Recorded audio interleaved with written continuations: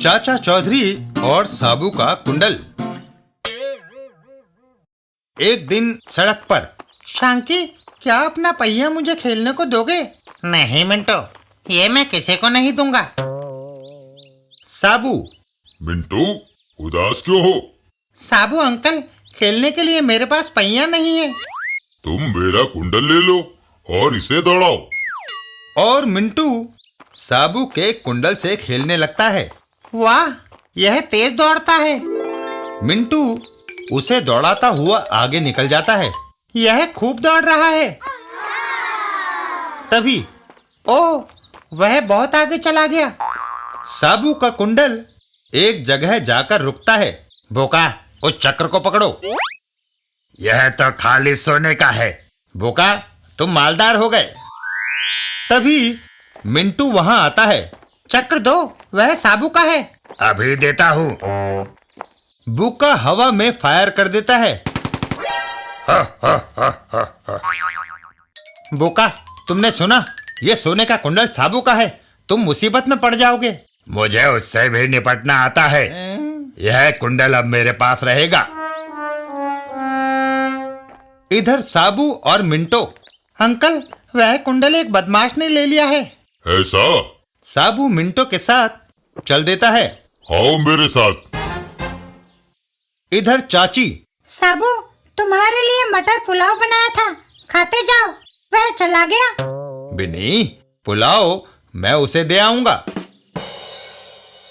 साबू। वह बदमाश कहाँ है? नजर नहीं आ रहा। बूका एक खंदक में छुपा होता है। लंबो, मैं यहाँ हूँ, सुरक्षित खंदक के बीच में। मैं तुम्हें देख सकता हूँ, तुम मुझे नहीं। अगर तुमने एक कदम भी आगे बढ़ाया तो मैं स्टेन गन से तुम्हें भून कर रख दूंगा। छछूंदर, मैं तुम्हें बिल से निकाल लूंगा। बूका फायर खोल देता है। एक गोली साबू को रगड़ती हुई जाती है। ओह, गोली मेरे कंधे को खरोचती हुई निकल गई। चाचा चौधरी। साबू, तुम्हारी चाची ने यह मटर पुलाव भेजा है। चाचा जी, एक छछूंदर ने मुझे चुनौती दी है। पहले ये खाओ, प्लेट खाली होने पर मैं तुम्हें तरकीब बताऊंगा। साबू मटर पुलाव खाने लगता है। खाना खत्म होने के बाद। चाचा जी, मैंने पुलाव खा लिया, प्लेट खाली हो गई। साबू, यह प्लेट स्टील की बनी है। खंदक के उस पार एक पेड़ है और स्टील पेड़ को काट सकता है। कुछ समझे? समझ गया चाचा जी। साबू आगे बढ़ता है। निशाना ठीक लगे इसलिए एक कदम आगे जाता हूँ। इधर बूका। मैंने तुम्हें कहा था ना कि एक कदम आगे बढ़े नहीं, और मैंने गोली चलाई नहीं। अब तुम्हारी लाश बिछेगी। साबू प्लेट को अपने आगे कर लेता है। उसने मशीन गन से गोलियों की बौछार शुरू कर दी चाचा जी। साबू, देर मत करो, तश्तरी फेंको। साबू प्लेट को हवा में उछाल देता है। जाओ। प्लेट हवा में सनसनाती हुई जाती है और दूसरी ओर खड़े पेड़ को दो टुकड़ों में काट देती है। कटा हुआ पेड़ सीधा बूका के सिर पर गिरता है। और फिर बूका और साबू। कहो। माफी चाहता हूँ, लो अपना कुंडल। आओ, घर चले।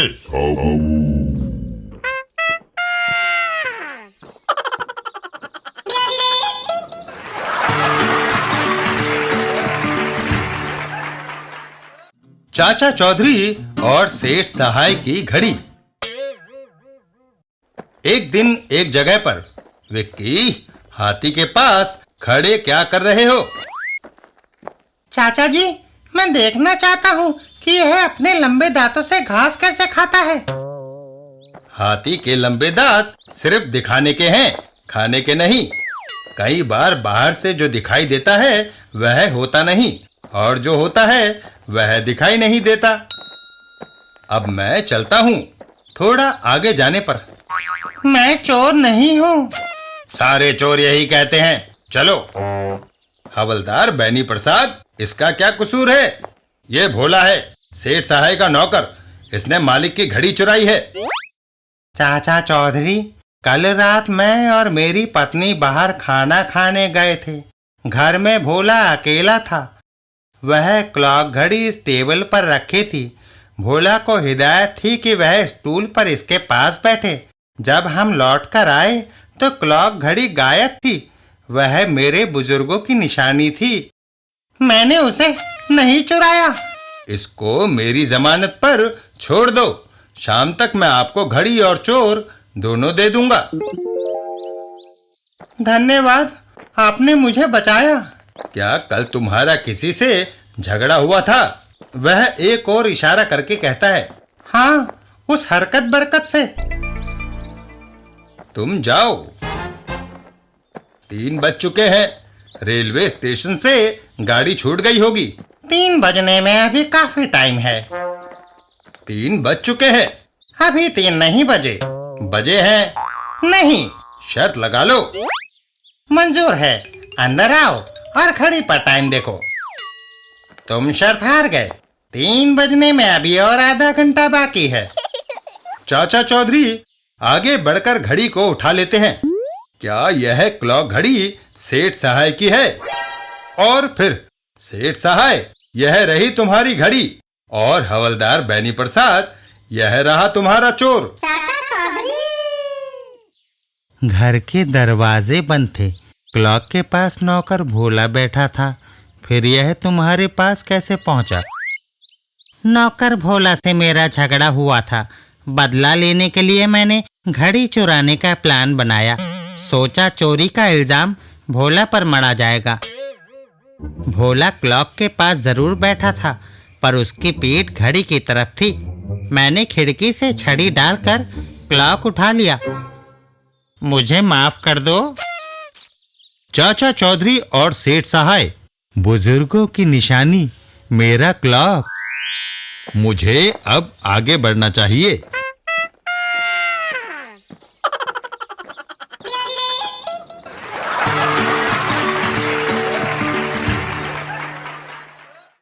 चाचा चौधरी और नोटों से भरा बैग। एक दिन एक बैंक के कैश काउंटर पर। लीजिए, पूरा 1 लाख रुपया। धन्यवाद मिसेस बापट। वह आदमी रुपया लेकर बाहर निकल आता है। मुझे जल्दी मिल पहुंचना चाहिए।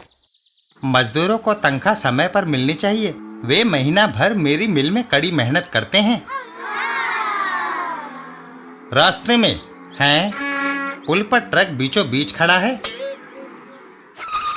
लाला, बैंक से जो तुम 1 लाख रुपया लाए हो वह दो। मगर वह मजदूरों की तनख्वाह है। हम तुम्हें मारकर वह बैग हथिया सकते हैं।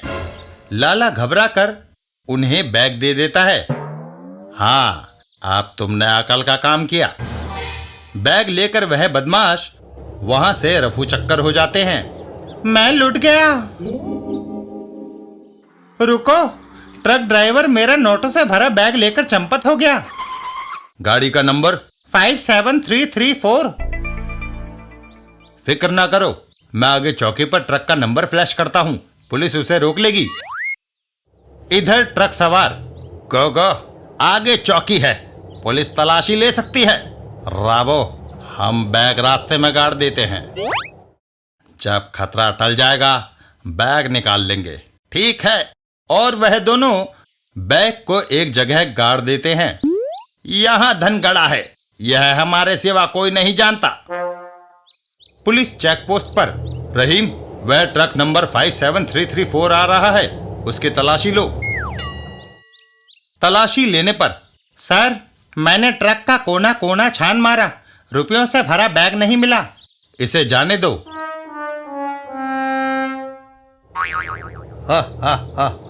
गो, तुम्हारा जवाब नहीं। उस ट्रक में कोई बैग नहीं मिला। कोई और पहचान? कांस्टेबल डंडा दीन। चोर का चेहरा ढका था, पर उसने लाल पगड़ी पहनी थी। लाल पगड़ी बस काफी है। चाचा चौधरी के घर पर। चाचा चौधरी, एक चोरी के बारे में तुमसे बात करनी है। चूहा चला बिलौटे से पंजा लड़ाने। दूसरे दूसरे दिन सुबह अखबार में चाचा चौधरी गिरफ्तार, 1 लाख की चोरी। खुशखबरी, हमारी जगह किसी दूसरे पर इल्जाम लगा। अब कोई खतरा नहीं, जाकर वह नोटों से भरा बैग निकाल लें। यह खूब रही और वह बदमाश जगह पर पहुंचते हैं। यही वह गड़ा था, मिट्टी हटाओ। तभी चाचा चौधरी वहां आ जाते हैं। वह बैग इधर दो। तुम तो गिरफ्तार हो गए थे। वह खबर अखबार में मैंने ही छपवाई थी ताकि पता लगा सकें कि चोरी का पैसा तुमने कहां छुपाया है। चाचा चौधरी का दिमाग कंप्यूटर से भी तेज चलता है। जो ही तुम अपने घर से निकले, हम तुम्हारे पीछे पीछे चले आए। तभी बदमाश ने बंदूक निकाल ली। तुम सबकी मौत मेरे हाथों लिखी है। हवलदार डंडा दीन, धड़ा आओ। और फिर चलो कुछ दिन बड़े घर की हवा खाओ।